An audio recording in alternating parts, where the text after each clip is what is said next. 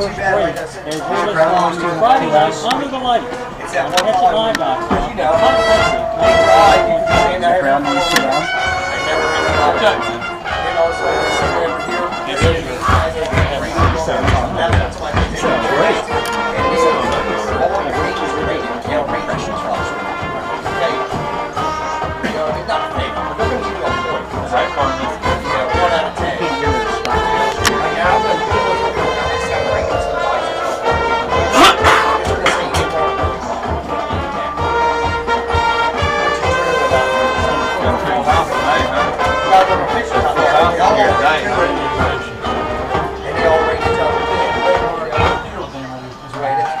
It's halftime, it's showtime, it's game time. We are the Pride of Cape marching band. The second quarter of our show begins with Some Nights by American indie rock band Fun. This selection will feature trumpeters Haley Will and Evan Mallon, mellophone soloist Ben Wiswell, and dance and acrobat extraordinaire Savannah Wallet.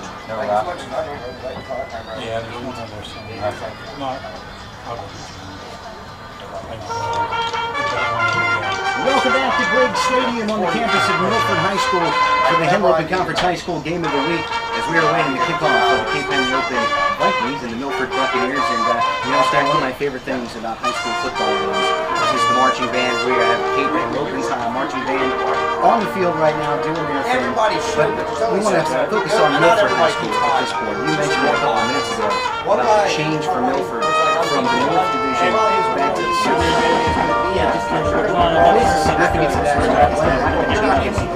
Well, it's a real easy thing. It's set up that the first 7 schools and largest population go to the north, bottom 7 go to the south. So it's worked out in the last 8 or 10 years that Poly and Milford have been the swing schools. Poly will go ahead of Milford, then they'll move up, but they realign it every 2 years. So it's been 4 years that Milford played in the north, so now they're back in the south. And I guess if you're on the cusp of the middle, that change can happen pretty frequently. There are a few schools obviously that are large enough that will never be the Dovers and CRs, the Smyrnas on the uptake, and there are all schools that are also in the south. So that's pretty consistent. But the ones in the middle can change periodically. And what it does, it causes sometimes a scheduling snafu because suddenly you're left with the wrong school scheduled and you have to make some switches. And a couple years ago, Milford got stuck with not having a team on an open date. They had, I checked with the AD at the time, Wayne Stevenson, there were only 4 high schools in America that had an open date that week. One of them was in Virginia, so they ended up playing a team from Virginia on a home and home. Not something they like to do, but they couldn't go into this tournament with short 1 game total for the rest of them. They just couldn't overcome those points. Well, speaking of the tournament, I mentioned it's the point system, which decides who gets in and who gets out. And a lot of that issue is you get bonus points by the size of the school. In other words, it's a nice contest. The easiest way to say it is if Milford beats Cape, Cape gets 0 points because they're Division I. As we enter the third quarter, please welcome the Cape Henlopen High School dance team, led by captains Marissa McCloy and Madison Selby, as they perform Kanye West's award-winning song, All of the Lights.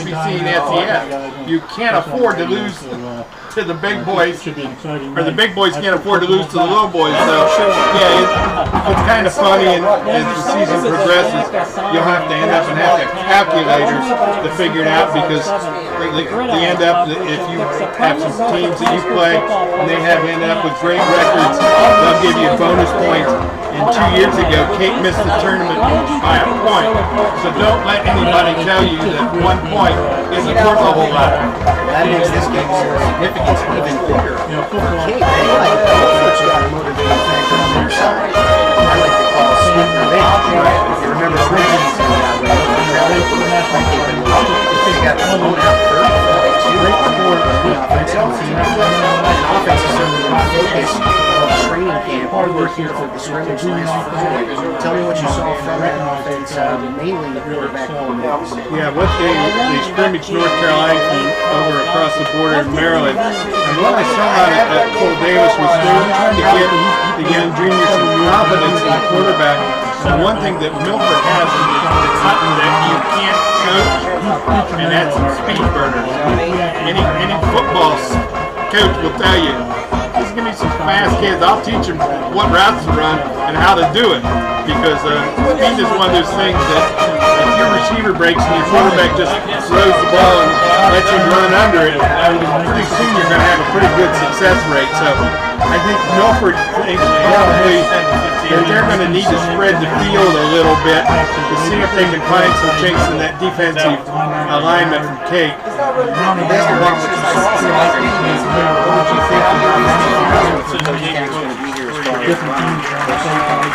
Well, I think he's going to be in a position where he wants to dictate where he passes, not at the 3rd and 15 in an obvious passing situation. I wouldn't be a bit surprised tonight to see him kind of on 1st and 2nd down and put some balls up in the air. That's a little bit out of character for him, but the last thing you want to do as a high school coach is get into a second. It's the 4th quarter of our Friday Night Lights pregame show, and we ask that you rise or remove your hats as we honor the United States of America with our national anthem, the Star Spangled Banner. Well, actually, the first one, anytime you have a receiver at 6'2" or 6'3", against the safety or 5'10", you got an advantage.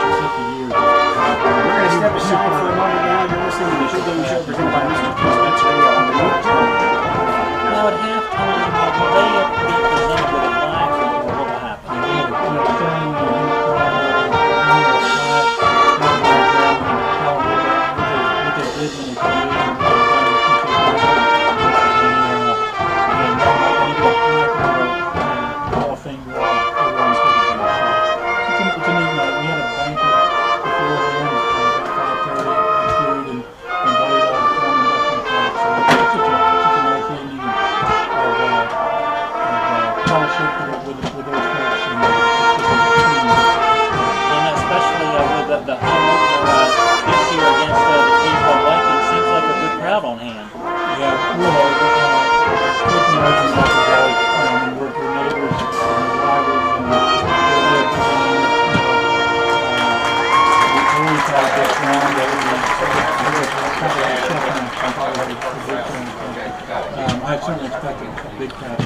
The Pride of Cape is under the leadership of Director Chris Burkhart, Assistant Director Brian Mahoney, Color Guard Instructor Jenny McKernan, and Percussion Instructor Zach Mayfield. Student leaders are Drum Major Morgan Herlock, Assistant Drum Major Peter Buckingham, and Color Guard Captain Brianna Miller. I am John Myers, the voice of Valhalla, and on behalf of the band, I'd like to thank you for having us this evening and being a wonderful audience. Good luck to both teams.